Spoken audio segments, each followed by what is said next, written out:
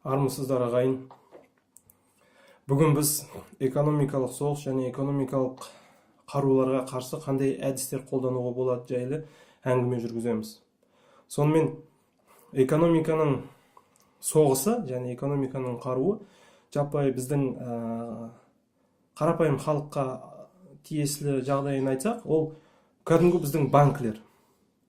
Банк елге кредит береді, кредиттің пайызын санайды, содан 100 мың теңге алған қарапайым қазақтың азаматы 200 мың деп 5 немесе 10 жылдың ішінде 2 есе көп ақша қайтарып беру керек. Міне осы пайдасын көрген банкілер өзінің жұмысын істейді, ал біздің халық ақшасын қайтара алмай кедейлік өмір сүреді. Бұл жалпы жағдай. Енді қарап отырсаңыз, мына экономика соғысында сол банкілердің осындай пайда көруі, осындай мықты күштің иесі болғанның себебі неде деп есептеп ойлансақ, ойдың түбінде мынандай қағида жатыр. Банктың қызметкерлері және әлем капиталының иелерінің ойында бір сенім бар. Ол сенім мынандай. Ойлап қараңыздар. Егерде екі адам бір-бірімен келісіп, сол келісім сөздерін қағазға бастырмаса, қағазға бекітпесе, онда біреуі екіншісін оп-оңай алдап кете алады. Және алдамасқа жағдай жоқ, міндетті түрде алдау керек деген сенімде отырады. Міне соның арқасында олар екі адам бір-бірімен келісім шарт жасаған кезде міндетті түрде қағазға бекіту керек деп есептейді. Ал қағазға бекіткені ол кәдімгі ақша қағазда қолданғанмен тең пара-пар іс. Ал егер сіз өзіңіздің келісім шартыңызды қағазға бекітсеңіз, және оны ақшамен бекіте бастасаңыз, онда сіз міндетті түрде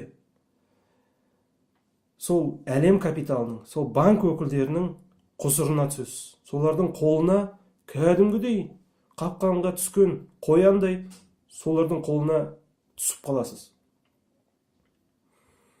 Сонда олардың ойлағаны екі адам, екі ер азамат, ары бар, ұяты бар, намысын қолдан бермейтін ақылды жігіттер өзара ешқашан келісім сөзді қағазсыз жасай алмайды деп ойлайды. Шын мәнінде, егер мысалы сіз бен біз бір келісімге келіп, сол келісімді орындаймыз деп қағазбен бекітпесек, онда бұл іс екеуміздің арамыздағы және ар намысымыздың ісі болмақ. Бірақ осы екі адамның, сіз бен біздің өзара келісіміміздің арасына ешқандай сайтан сапалақ, ешқандай банк өкілі, ешқандай әлем капиталының өкілі кіріп кете алмайды. Олар бізге өзінің билігін жүргізе алмайды. Сонда қарап тұрыңыз, егер де дүние жүзінде әрбір азамат осылай өзінің жұмысын сөзбен келісім шартқа жүргізе алса, онда осы әлем капиталының өкілдері, Ротшильд болсын, Рокфеллер болсын, Оппенгеймер болсын, басқа кім болмасын, олардың бүкіл байлығы, бүкіл құдіретті күші 5 тиынға айналады. Соны түсініңіз, соны байқаңыз.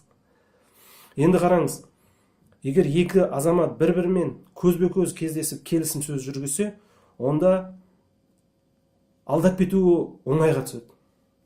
Сондықтан сондай жағдай болмас үшін ондай келісім сөздер куәгерлердің көмегімен істеліну керек. Ал енді өзіңіз ойлаңыз, 20 тепсе темір үзетін ар ұяты бар азаматтар бір стол басына жиналды делік. 20 жігіт, әрқайсысының өзінің жанұясы бар, бала-шағасы бар, үрім бұтағы, тегі бар, істеп атқан ісі бар. Сол 20 жігіттің ішінде екеуі бір келісім сөзге келеді. Қалған 18 жігіт соның куәсі болып отырады. Және кейбіреу айту мүмкін, қағазға бекітілмесе, онда ол жаңағы түсінбестік болуы мүмкін деп. Сондықтан қағаз жөнінде, қағазға істің қалай болатынын варианттарын жазып кетуге болады. егер соны жаңағы уайымдап жатса. Мысалы, вариант 1. Былай істелінеді, осындай жағдай, осындай береді, осындай әкеледі, осындай. Вариант 2. Ережелері басқаша. Вариант 3. Ережелері тағы басқа. Сөйтіп, сол керек варианттардың бәрін қағазға жазып бекітіп қояды. Сосын сөзбе сөз екі жігіт келісім жүргізеді. Біз, сен және мен вариант номер 5 бойынша жұмыс істейміз. Келістік па? Келістік. 18 жігіт соған куә. Ал енді қараңыздар. Жаңағы екі жігіт өзінің мойнына өзінің міндетін алды. Бірақ 18 жігіт, олардың мойнында да сол міндет тұр. Мына екі жігітке орындалмайтын істі келісім сөзге жүргізбеуге тырысу керек. Егер 18 жігіт көріп тұрса, мына екеуі сол келісім сөзді жүргізе алмаса, онда жаңағы жігіттің абыройы төгіледі. Айтқан сөзі ертеңгі күні құнсызданып қалады. Соған жеткізбес үшін мына 18 куәгер жігіттің міндеті тек қолынан келетін іске ғана келісім шарт, келісім сөз жүргізуге мүмкіндік беру. Айтпесе өзінің кеңесін айтып, болмайтын істі тоқтатып, тек жүзеге асырылатын істерді ғана жол беру керек. Енді қараңыз, Қазақстанның ішінде 17 миллион азамат бар. Әрбір ауылдан, әрбір ауданда сондай сенімді, ары бар, намысы бар 20 жігіт табыла ма, табылмай ма? Менің ойымша табылады.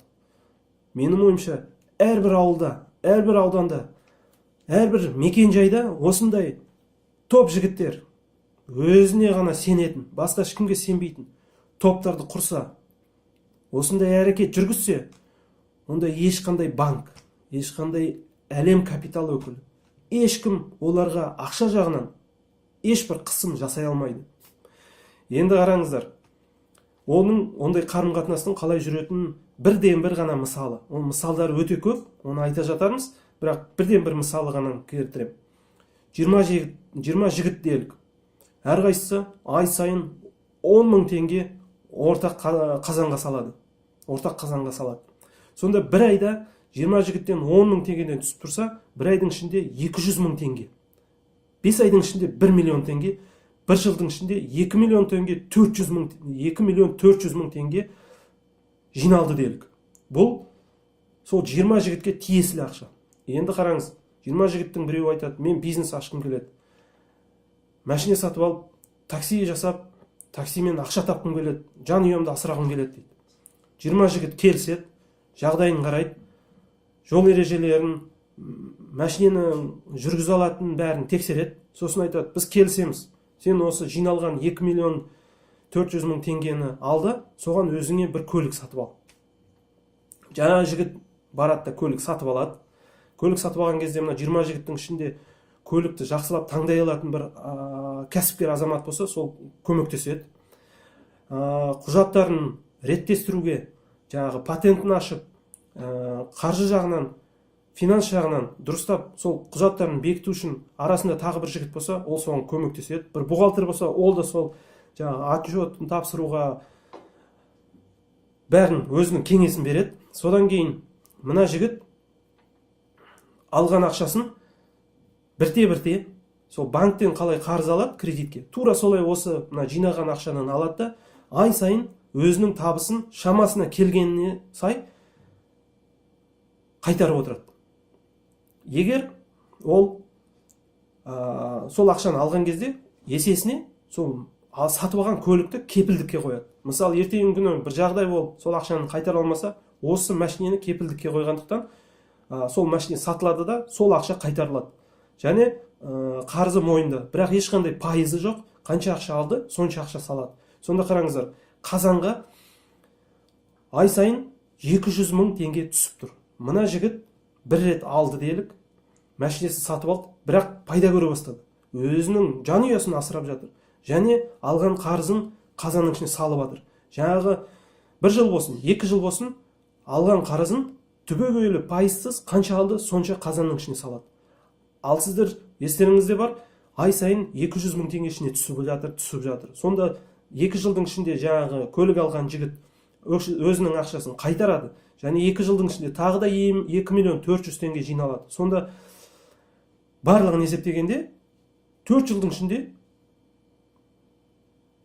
4 миллион, жаңа 5 миллион 200 мың теңге кәдімгідей жиналып қалады.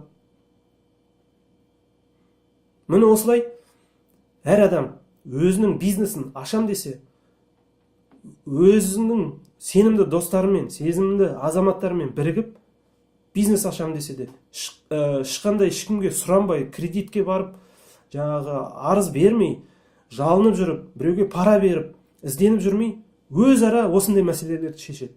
Ал оның арты бара берсең тәрбиелік мәні бар, болашағының мәні бар. Жаңа 20 жігіттің өсіп бара жатқан балалары бар. Олар кеңесіп отырып, өздерінің балаларына, өздерінің ұрпақтарына ертеңгі күнгі бизнесінде, істейтін жұмысында, әперетін келінінде, үйлендіретін ұлында бәрінде тауып беріп отырады.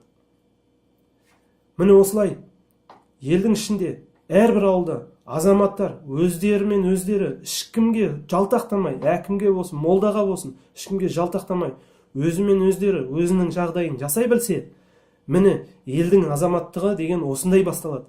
Әр ауылда осылай жасағаннан кейін әр ауыл көгере бастайды. Әр ауыл деген дамып түседі. Және сол ауыл ешкімнен ешқандай қаражат та күтпейді. Қандай ау жақта заң қабылданып жатыр, президенті кім, оның бәрін оларға онша маңызы жоқ болады. Себебі олар өзінің күнін өздері егеменді, дербес, тәуелсіз ретінде құрастырады. Және осы үлгіні, осы тәрбиені өзінің ұрпағына да тапсырып кетеді. Сосын өздерінің жеріне, өздерінің мекендеріне ие болғандықтан оларға ешкім ешқашан не жерін тартып алмайды, не ештеңесін істей алмайды. Міне қарап отырсаңыз, экономиканың соғысына қарсы қарымта әдістер өте көп. Мынау тек солардың бірі ғана. Бірақ жаңағы қағазбен емес, сөзбе-сөз келісім шартқа келіп, біріне бірі сенім артып, бірінің абыройын бірі сыйлап, намысын жерге таптатпай, орындай алмайтын іске жол бермей, керісінше орындай алатын, қолынан келетін істі қолдап, жұмыла көтерген жүк жеңіл демекші, асар салып, көмектесіп тұрса, әрбір азаматтың болашағы зор болады. Сондай азаматтар көбейген сайын біздің Қазақстан мемлекетіміздің де болашағы нығайып, бақытты ғұмырымыз ұзағынан болмақ. Ал енді осымен бүгінше тамам. Алдағы күндерде тағы да бейне жазбалар жазылады. Ол жерде тағы да басқа әдістемелер айтылады. Сонымен сау саламат болыңыздар.